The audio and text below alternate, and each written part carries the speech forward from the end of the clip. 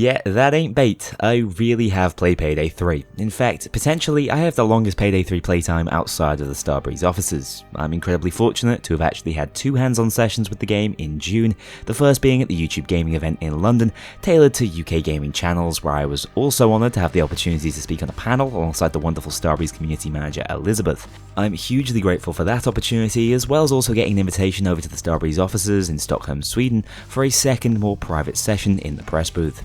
The gameplay you're watching is sadly not my own and will be the same as what you're seeing from other Starbreeze partners now the embargo is lifted, as we were unable to directly record, but that's fine. I have a hell of a lot to add and we'll be walking you through just about every feature and function you might have questions about prior to release. The way I'm releasing my Payday 3 pre-launch content is across 3 videos, this one focusing on the general gameplay experience, another diving into loud gameplay specifically, and a third focused on stealth. Those latter 2 will become available over the next week, but early access tier patrons can already watch the entire series. All that out of the way, let's talk about Payday 3, one of the most engaging and memorable video games I have ever played.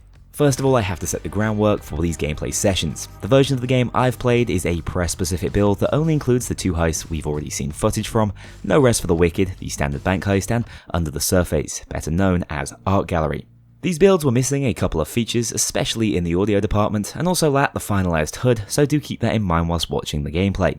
That also means that these views I'm about to share will only cover a small portion of the game's content, as we now know that Payday 3 is launching with 8 heists in total. I was initially slightly concerned by this, but having sunk my teeth into these first 2, there's a lot of meat on the bone. We've been told to expect the same, if not more, for the remaining 6 heists, and I'm fairly certain I could have happily played these 2 for about 30 hours without seeing everything, so as long as that replayability is consistent throughout, the game should have ample content at launch. In any case, quality over quantity seems to have been the approach, and let me be the first to tell you, the quality is absolutely astonishing. I've heard people suggest it looks like a Payday 2.5, but trust me, Payday 3 takes the essence of Payday 2, its core concepts, characters, and personality, but in almost every other department it's absolutely its own game, with virtually every system overhauled and given immense mechanical depth. Before I jump in and talk you through the menus, where sadly I can't show you any footage as the UI for my build was still a work in progress, I want to just give you an idea of the moment-to-moment gameplay that was so memorable I don't think I'll ever forget it. So, picture this, on my very first stealth attempt I'd already gone right up into every host's face to have a good look at their redesigns. For reference, they've all been fully redesigned with unique faces that aren't actually modelled on any real actors, hence why we haven't seen any non-voice actors back in action. Anyway, I was playing as Dallas and remembered I wanted to see his face, so after walking into the back of the bank, a secure area where guards treat you very differently, just refer to my Payday 3 stealth video if you want more details on that, I immediately took out my phone, hacked a camera via the new mechanic and pointed it directly at my face, just for a closer look, except the camera operator was still in action. Yeah, in trying to see myself, I'd literally just done the camera guard's job for him, pointing out my trespass in the most obvious way possible, and calling another member of security directly over to my position. Obviously, I then panicked, put on my mask and shot the guy immediately, breaking stealth for real this time. I'm not sure I will ever forget that specific gameplay interaction, and that to me, from what I've played, is a microcosm of Payday 3 as a game. It's thousands of potentially unique interactions that will stick with you to shape the way you heist and the memories you have of doing so. To me, it's the absolute apex of emergent gameplay, as dozens of simple systems are coming together to create the most emphatic cock-up I can imagine, directly in front of the onlooking developers. Truly unforgettable and embarrassing. And I have dozens of little moments like these I love to recount because they are what Payday is all about for me, and I recall them the way a heister might swap stories of old wounds and battles. Later in Stockholm, I was playing alongside the one and only Mario in a top hat, where in his usual gung-ho fashion, he ran off to lower the bollards on an overkill bank heist, which is once again the tough-as-nails top difficulty in the game. This kind of play is cleverly punished by the AI in Payday 3, who look to isolate targets and surround them, which happened almost immediately. Despite that, he was able to complete the objective, but looked like he might be going down for his troubles, which could be a death sentence for the team on this difficulty. That was until I picked up the brand new overkill weapon, another mechanic I'll be going into more detail on in the loud video, this awesome looking thermal sniper from the initial gameplay trailer. To make things even better for us, Mario was packing the new throwable smoke grenades, which lower cop accuracy whilst inside. The perfect combo as he ran toward me through the scope, and I was able to drop just about every enemy challenging him from within it thanks to the thermal sight. From my perspective, this was some Hitman-esque gameplay, and from him, it was this ultra-intense Call of Duty style set piece where cops were dropping left and right as he somehow survived his hero play. Payday 3 creates these set pieces organically, and they're all you're going to be talking about online in the post-heist lobby. It's unlike anything else I've experienced in gaming, and should give you a little baseline of where my mind's at with the game. It's phenomenal so far, but that's without even truly jumping into its systems and taking a closer look at all these components individually. Now, as I've said, sadly I can't show you any of the customization, which is a real shame as it's pretty impressive in most places. There's a huge selection of new outfits and glove combinations you can wear which brilliantly look different on every single heister. Each has their own personality, which is quite well reflected in their physiques, making customization feel like a more personalized choice, especially if you main a specific character. As we know, there will be 6 in the game on launch, but we only had access to the core 4 in this build. Touching on the characters, I think the Hoxton redesign will be the most controversial, although he has found his prison scar again at least, with the other 3 heisters keeping a lot of their original designs and personalities within their facial appearances. Alongside being able to customize their threads, thanks to the new character Mr. Right, mask customization is also back. This one is obviously near and dear to my heart, with a character named Gleam taking responsibility for this system. There were some really cool base masks and some that were evidently designed more with customization in mind, but I will say that at least in the build I played, there weren't as many customization options available as Payday 2 had on launch, and we're still lacking a more freeform customization system I'd love to see, although I worry that would be terribly abused, if you catch my drift. To make up for the mass though, weapon customization has been elevated beyond belief. Our boy, the one and only Gage, is back in New York, and he's not only dealing the weapons and attachments now, he's also allowing us to paint virtually any part of the gun in whatever colour we want. Meaning you can end up with a truly technical abomination if that's what you fancy, as well as being able to apply patterns, stickers and charms to your weapon. This customization is insanely detailed and I think goes into the overall weapon philosophy, which wants to push you to find your own favourite way of playing and signature style. Beyond these cosmetic options, we can also add stat warping attachments, which tend to have more distinct positives and negatives as you look to create a truly unique gun. From speaking with the designers, the core approach was to have a very flat progression system such that a base weapon unlock is relatively well balanced, with a fully geared one packing all attachments. The difference being, the customized one might shoot lasers straight, but at the cost of most of its damage. This is a much more progressive approach to weapon balance in my opinion, and should really prevent there being a correct way to play the game. The only problem I have with it is instead of using a clear numeric system as we have in Payday 2, it's the classic bar chart depiction of stats, which suits less of a min-max approach, but I think can actually make things more confusing in the long run, with a bunch of formless stats tied to recoil, spread and handling that might be hard to decipher for the more discerning heister who wants to know exactly what they're going to war with. It's clear there's a fair amount of Call of Duty 2019 inspiration going on here, which works better than Payday 2's current system, but clearly isn't without its faults, especially in how it conveys weapon information. In terms of how you unlock and purchase these upgrades and cosmetics, at the end of a heist, you will earn direct weapon experience for anything you had equipped on the run, leveling them up to unlock higher rank attachments. They can then be purchased using dollars, the base in-game currency earned, of course, by heisting. There's also another currency in the game at the moment called C-Stacks. Think of these as somewhat similar to Continental coins, except they differ in that their purpose seems to be to unlock particularly high-end preset weaponry and rare cosmetics, which aren't customizable but come with unique visual styles and will be pre-modified for certain playstyles. To earn more of this currency, you simply need to exchange your dollars at the store of a new character named Satagi, but the caveat is, the more you own, the worse the exchange rate becomes, turning this into a scalable currency designed to be the late game goal of heisters so that money retains its relevance even after hundreds of hours of play. Now, I've already mentioned that weapon levels can be earned by completing heists, but interestingly, experience has been sort of done away with, predominantly to smooth out the leveling process so that it's a closer reflection of actual in-game experience, not just grinding out the optimum heist. Now you gain levels by completing challenges within heists. We were told that you should be able to land at around level 80 without even checking what the challenges entail, suggesting a large majority are just related to the core gameplay loops, but after that, you're going to have to modify your playstyle to reach certain goals and keep leveling up. In total, there are more than 1,100 challenges in the game at launch used to earn this experience. There's a soft level cap at level 100 where you'll stop earning points towards more skills, but the max level at launch will be 150, with plans to go further in the future.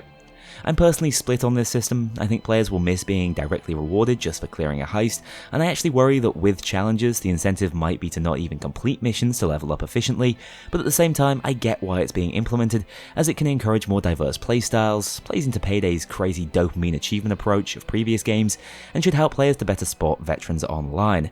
But I do think people might want greater rewards just for clearing heists, especially with the loot drop card system gone. However, at this point I should probably discuss how skills actually work in Payday 3.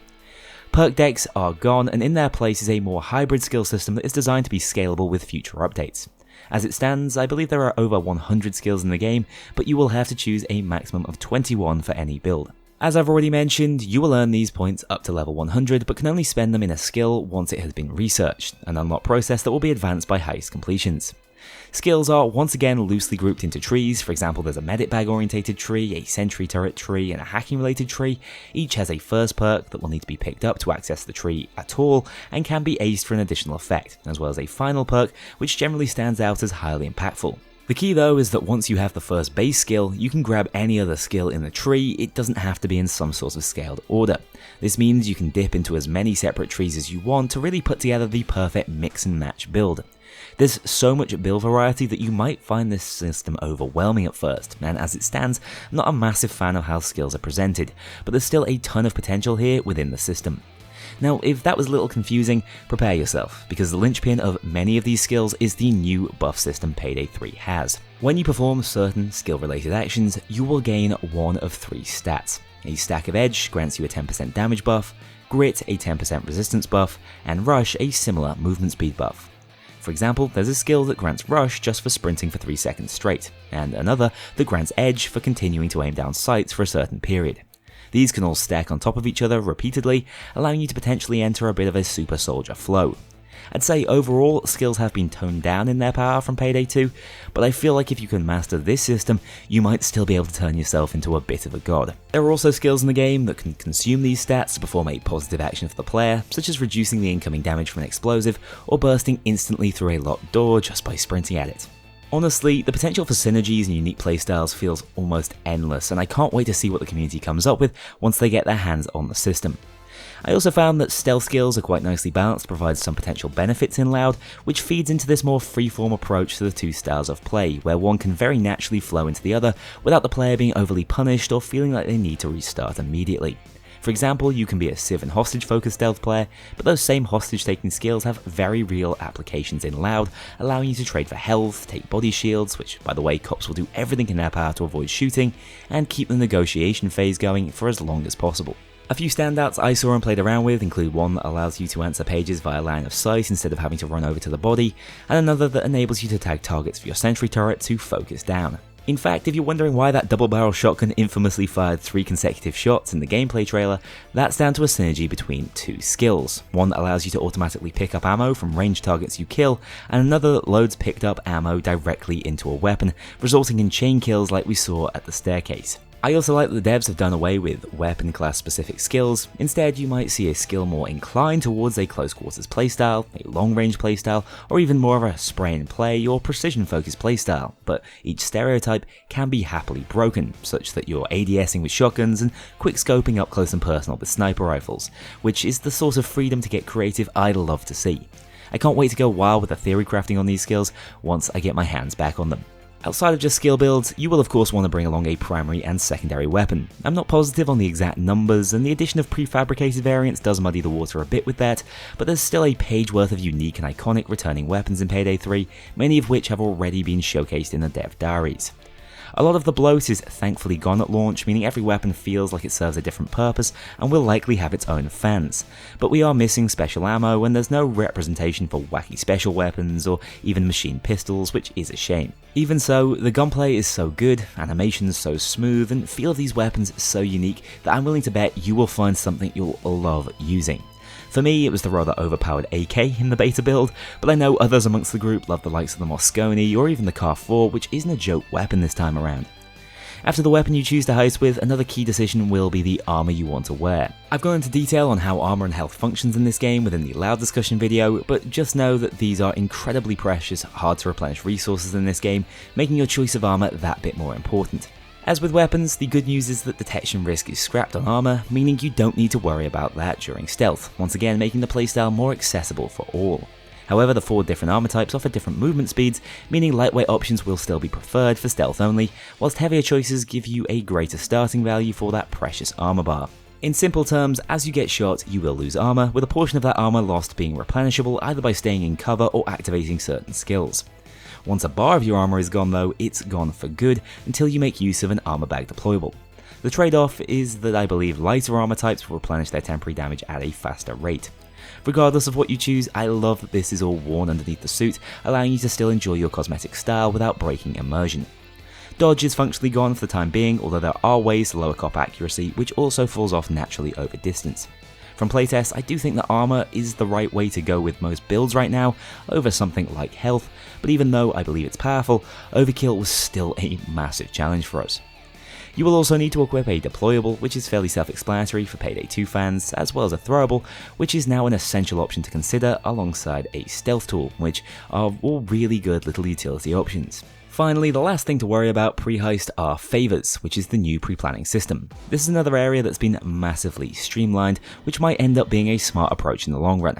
Now, basic favors like pre-placed equipment or a loot zipline can be purchased for cash within the store, enabling you to stock up pre-heist, except only one favor can be added by each team member. More unique favors that are mission specific, like a superior loot drop-off point, will not be purchasable and must instead be gained as a heist completion reward, hence the name favor, which is a fairly interesting, limited resource reward to receive. I think the system will require more thought and planning due to the 1 per head limitation and lower accessibility, but do hope there's a lot of depth to how these unlockable favors can modify a heist. Speaking of heists, I need to touch on difficulty. Payday 3 is a hard game, but it's hard in a much more organic fashion than Payday 2, with a lot of the challenge coming directly from the cat and mouse game you'll be having with the assault force. Here's how I'd describe it. In Payday 3, the heist is won or lost within the heist. In Payday 2, it's won in the menus 9 times out of 10. That's to say the decisions you make within the heist in Payday 3 are far more important than the ones you make out of it. Even players without a full build but plenty of game knowledge can make use of their experience to complete difficult heists, using their hostages efficiently, timing assault waves, and relying on the stealth period to really set up for success. Some heists include additional side objectives you can find, and others include additional optional objectives that might make the heist easier overall after completion. This adds to the uniqueness of how every heist plays out, and again adds more player agency in how you want to approach the challenge in the game. Once again, we're returning to just 4 difficulties: normal, hard, very hard, and overkill. I found hard through overkill offered a sufficient challenge to keep me on my toes, but normal was a little on the slow side, at least for me. I'm guessing the majority of the community, as they get familiar with the game, will default to very hard, with overkill existing as a bit of a stretch goal when you want to really sweat it out. In terms of how this difficulty is delivered, it's in a much more organic way than ever before, and that even runs over into stealth, which includes difficulty modifiers like high alert guards or indestructible cameras. Cops will hit harder the higher you go, and the spawn cap and special spawn frequency will also increase, but one great thing about the design is that enemy health pools actually remain the same, meaning no more bullet sponges, just more tactically advanced cops to push you further. Higher difficulties can also mean additional objectives and heist requirements, keeping you on your toes and forcing some genuine adaptation the higher you get, with specials spiking up the difficulty whenever one spawns in. Shields push alongside regular cops, cloakers drain you of your key resources, and a single dozer charge can mean game over for a team of 4 unless you all focus him down together. I was unable to solo overkill difficulty with bots, but after 2 failed attempts playing alongside Marina Top Hat, Pippa Stealth, and Mio, a senior game designer for Payday 3, we actually managed to grind out a full overkill completion of the bank heist, which we're told was the first external overkill clear ever made, so an honour to be part of that team. Let me tell you though, it was more intense, required greater coordination, and took more out of me than any death sentence run I've ever attempted. We were making Counter-Strike style callouts, pushing for overkill weapons as a team, jumping on cloakers and tasers as soon as they spawned in, and making crazy use of smoke and other throwables. Once again, it was an unforgettable experience for me, and I just wish I could show you the gameplay, if only so I can relive the moment. More on these topics obviously coming in the loud video.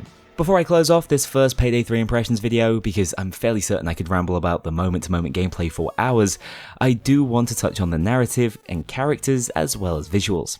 So far, it's hard to say exactly what's going on with the story of Payday 3, but what we have been told is that most of the gang are reportedly missing due to a revenge plot in retaliation for some event in Payday 2. So far, that's meant no Locke, Vlad, or the rest of the gang outside of the core 4. Instead, we have a new Bane character in the form of Shade, who walks you through the heist from afar. You'll get one use out of the drive, so make sure you've picked the right painting. Shade is a female contractor, and my god has she nailed the role. I found her to be much more descriptive in her heist instructions so far, and the delivery is absolutely perfect. From what I've heard of her, she really fits the slightly darker and grittier tone of Payday 3, but until I know more about the story, that's all I can really say. Worf's new voice actor has absolutely nailed his performance in my opinion. He's just as loud and all over the place as you'd expect, which fits his role as the gang is crazy absolutely perfectly. All the characters sound excellent from what I've heard so far, with the addition of an interaction wheel that allows you to greet your teammates and curse out drills, as well as actually audibly ping out points of interest, so there's going to be a lot more communication available to you when playing publicly. Oh, and those of you pining for the good old days, I can at least confirm that Bile will be returning as our favourite helicopter pilot in New York. Other audio additions have been quite impressive, with a brutal neck crack when taking down guards in stealth, weapons sounding meaty, adding to their impact, and specials having their own unique callouts and death screams, with the Grenadier in particular sounding incredibly intimidating. Obviously I can't talk about sound without also touching on the music, which is, yeah, the two heists I've heard are already earworms. I think we're in for a treat with this one, as even the menu track is top tier. Visually, the game is quite consistent. I found the textures and lighting to be easy on the eyes, although I'm still not completely sold on civs and security guards' faces. The particle effects though were absolutely wonderful, adding a more cinematic quality to gunfights, and the attention to detail with environments is massively improved. I think that's it for the miscellaneous elements of Payday 3 I need to get off my chest. Once again, if you're keen to find out more about Loud or Stealth specifically, those videos will be out shortly or available on my Patreon immediately. I hope we get access to a public beta sooner rather than later, as I want as many people as possible to get their hands on this one just to experience what I have. While the game is still lacking slightly in polish, it makes up for in spades in terms of mechanical depth and just outright fun. If you've been wondering why I've been so optimistic in videos lately, I think it's just been impossible for me not to bask in the afterglow of playing what's already shaping up to be my game of the year. Thanks a lot for watching, take care, and I'll see you all very soon. A huge thank you to my dedicated Patreon backers. If you want to join this crew in going infamous, check out the link below and pledge as little as $2 to see your name in the credits, or get 24-hour early access to future videos and vote on upcoming content. Take care, I'll see you all soon.